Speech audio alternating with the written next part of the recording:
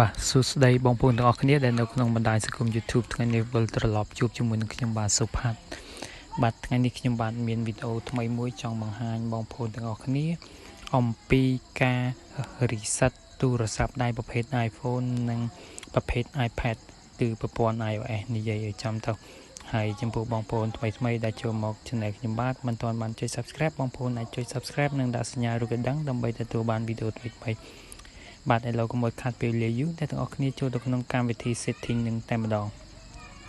បាទនៅពេលដែលបងប្អូនចូលទៅក្នុងកម្មវិធី setting បងប្អូនអូសមកផ្ទៃខាងក្រោមបងប្អូននឹងឃើញពាក្យថា general បាទបន្ទាប់ពីបងប្អូនអូសមកក្រោមបងប្អូនឃើញពាក្យថា general ហើយបងប្អូន scroll មកក្រោមឲ្យអស់បងប្អូននឹងឃើញពាក្យថា reset ហើយខាងក្រោមទៀតគឺ shutdown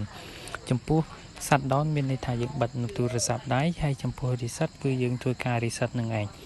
ហើយឥឡូវអ្នកទាំងអស់គ្នាចុចទៅពាក្យថា reset តាមខ្ញុំតែម្ដងមក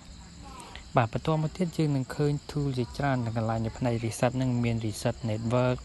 reset keyboard dictionary reset home screen layout reset location privacy ហើយនឹង reset all setting អញ្ចឹងអ្នកទាំងអស់គ្នាកុំខ្វល់ច្រើនអ្នកទាំងអស់គ្នាយកពាក្យថា reset all setting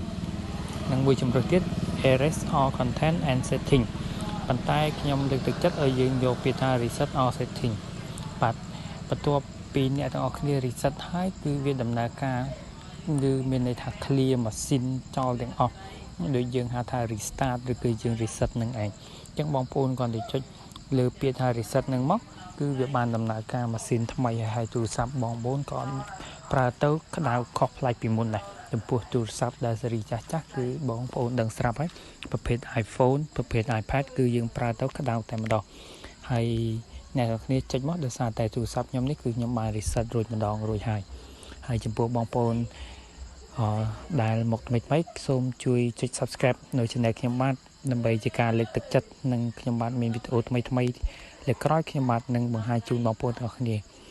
ពីទូរស័ព្ទដៃឬក៏ពីបញ្ហា YouTube អីជាដើមជាចុងក្រោយខ្ញុំបាទសូមអរគុណសូមជម្រាបលា